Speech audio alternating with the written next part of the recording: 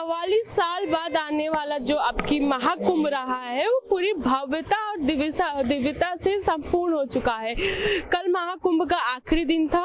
और आज मैं आपको बता दूं कि सीएम योगी आज प्रयागराज पहुंचकर इस महाकुंभ की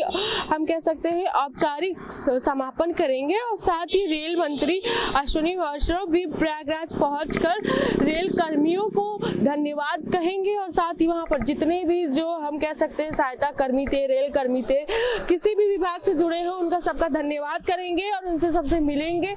और वहीं पे मैं आज बता दूं जो सीएम योगी है उनका कार्यक्रम भी है,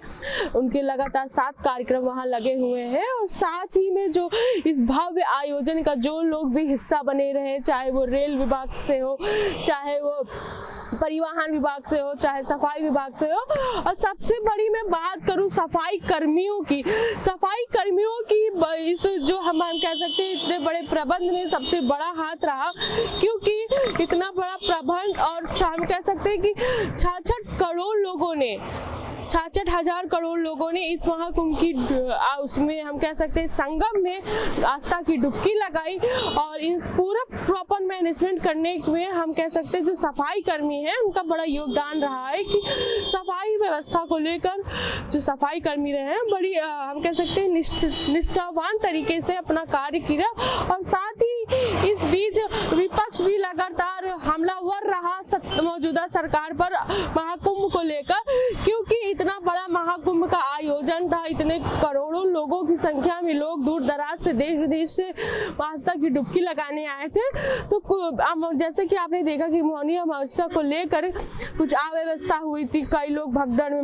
मर गए बेचारे, उसको लेकर सत्ता पक्ष लगातार हमलावर रहा, कभी किस चीजों को कभी किन चीजों को। लेकिन अभी भी जो सत्ता पक्ष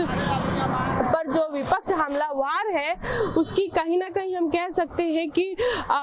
कमियां गिनाने में पीछे नहीं रह रहा है, क्योंकि अभी हाल ही में अखिलेश यादव ने कहा कि जो गंगा का पानी है वो दूषित बताया जा रहा है, संगम का पानी जो है वो दूषित बताया जा रहा है, जिसको लेकर कई हम कह सकते हैं कि संग्राम छिड़ गया है। और वहीं एक दूसरे पर वार आरोप भी लगाए जा रहे हैं, जिसको लेकर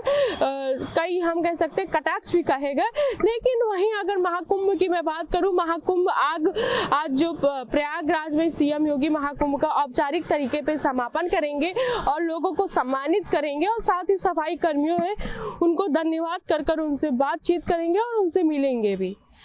मैं प्रज्ञा पांडे, कैमरामैन अजय के साथ शी न्यूज़ लखनऊ।